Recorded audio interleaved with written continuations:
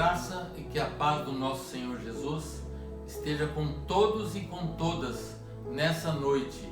Que você que está assistindo esse vídeo, você possa se concentrar e entender a palavra de hoje, entender as orações, entender o clamor, entender você e o outro. Eu gostaria nesse instante de orar, de agradecer a Deus por esse momento, confissão dos nossos pecados, dos nossos erros. Pai querido, muito obrigado, Jesus, por estar vivo. Muito obrigado por aqueles que estão me assistindo também, ó Deus querido, pela saúde física que o Senhor tem dado a cada um de nós. Pai de amor, que teu Espírito Santo encha o meu coração de sabedoria para poder transmitir a todos a tua palavra segundo o teu querer. Pai querido, encha o coração e a mente de todos que estão assistindo para que possam compreender e entender o que o Senhor está falando nesta noite. Ó Jesus, nesse instante, nós nos colocamos na tua presença, reconhecemos que cometemos erros, reconhecemos que, ó Pai Santo e maravilhoso, ó Jesus, nós muitas vezes erramos em palavras, em atitudes, em ações, com os nossos pensamentos, com o que nós devemos fazer e muitas vezes não fazemos. Pecamos por omissão, Pai. Muitas vezes podemos melhorar a vida de alguém ou até mesmo a vida daqueles que são bem próximos com algumas pequenas atitudes ou pequenas palavras e somos omissos. Jesus, nós te pedimos que nos perdoe, que lave o nosso coração, a nossa mente, para que possamos chegar à tua presença e entender o que o Senhor quer dizer para nós nessa noite. Ó Deus, nós te pedimos isso, entendendo que o Senhor tem nos perdoado, tem lavado, Senhor, nosso coração, tem deixado as nossas vestes brancas como a neve. Muito obrigada por esse momento, papai querido. Em teu nome, desde já, nós te louvamos. Amém. Amém. Amados, a palavra de hoje fala de confiança. A palavra de hoje fala sobre a amizade de Davi com Jonatas, filho do rei Saul. Amados, você tem amigos? Você tem amigas? A palavra de Deus diz que muitas vezes um amigo é melhor do que um irmão. E é uma realidade. O que é verdadeiramente um amigo? Se você for procurar um dicionário, a palavra amigo, a definição, lá está dizendo aquele que se confia cegamente, aquele que porventura você morre até por ele, aquele que você confia sem duvidar, aquele que você põe a mão no fogo por ele, como diz o ditado popular de hoje. Esse é um amigo. Você tem um amigo? Nos dias de hoje, é fácil ter um amigo? E eu convido você nesse instante a abrir a sua Bíblia no livro de 2 Samuel, no capítulo 1, no versículo 26. Textinho pequeno, a palavra de Deus diz assim: angustiado estou por ti, meu irmão Jonatas. Tu eras amabilíssimo para comigo, excepcional era o teu amor, ultrapassando o amor de mulheres. Amém, Jesus, por a tua palavra.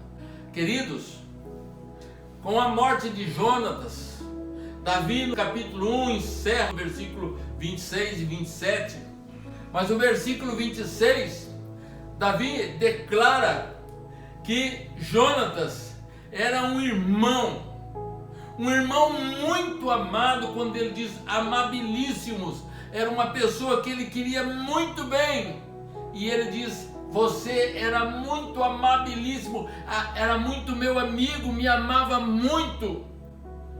Você era da minha total confiança. Davi diz que o amor dele, o amor que os dois tinham de amizade, era muito maior do que o amor pelas mulheres. Queridos, algumas pessoas deturpam esse texto, mas o texto aqui é um texto de amizade, é um texto de confiança, é um texto que fala da confiabilidade de tanto de um para com o outro. Pense bem, Davi era um jovem, a Bíblia não cita praticamente a idade dele quando ele mata Golias, mas ele era um jovem muito novo, e não era um moço que tinha uma aparência grande, não era um menino que tinha uma aparência muito forte, porque quando realmente o profeta Samuel vai na casa de Jessé, seu pai, porque a palavra de Deus, o Senhor diz que da casa de Jessé seria ungido o rei. Quando Samuel chega lá e vê os filhos, todos os filhos maiores, bonitos, grandes, ele pensa na mente dele, é esse o rei, é esse o escolhido. E no final, é aquele que ninguém esperava, Davi. Mas Davi tinha uma inteligência tremenda, gente. Quando Davi se coloca na presença do rei e diz, eu vou matar e vou lutar esse incircunciso, eu posso de pensar que todo mundo acho que pensou em rir. Um homem que nunca usou uma armadura, um homem que não sabia manejar as armas da época, como escudo, couraça, espada. Ele era simplesmente um pastor de ovelhas. E ele diz, eu vou matar esse incircunciso que está falando contra o Deus de Israel. Amados, Jonatas, filho de Saul, participa de tudo isto.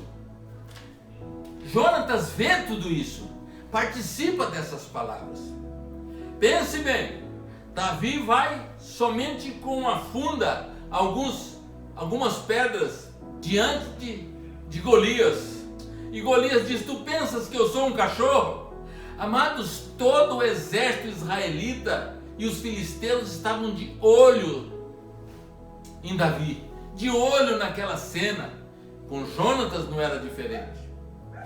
E Davi simplesmente diz para aquele homem, e ele não diz eu acho, ele diz, tu vem contra mim com espada, tu vem com arco, tu vem com couraça, tu vem com escudo, mas eu vou contra ti em nome do Deus de Israel. E Davi simplesmente, com uma pequena pedra, derruba o grande Golias. Jonatas vê em Davi um homem simples, um jovem inteligente, talvez da mesma idade dele, humilde e com uma fé tremenda em Jeová, Deus de Israel, inabalável. Eu fico pensando, queridos, naquele momento, Jonatas, Davi se torna para ele o super-herói. É o super-herói, Davi é o super-herói. Porque toda a nação judaica, depois daquele fato, depois de Davi ter derrubado Golias, cortado a sua cabeça e mostrado que Deus estava com ele, ele se torna um herói, ele se torna um super-herói, como diz a juventude aí, para toda a nação de Israel. E Jonatas olha para aquele rapaz e vê simplicidade, vê humildade, vê uma fé inabalável. Quem que não queria ser amigo de Davi? E Jonas tinha um coração singelo, Jonatas tinha um coração puro. É isso que a gente tem que compreender e a gente tem que entender.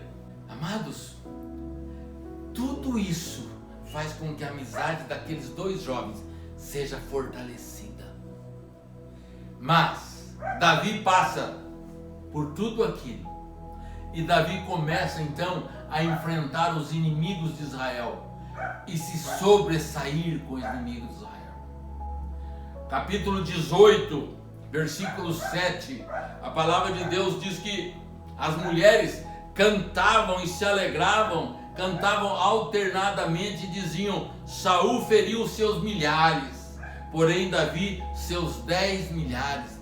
Isso gera em Saul, o grande rei Saul, ciúme, gera inveja de Davi, porque Davi, um jovem com aquela estatura pequena, era um verdadeiro guerreiro, mas Davi sabia que quem ia à frente dele era o Deus de Israel. Queridos, isso gera em Saul uma indignação extrema, e a partir daquele dia, Saul coloca no seu coração matar a Davi, tirar a vida de Davi. Saul entrega Mical, a sua filha, como esposa de Davi.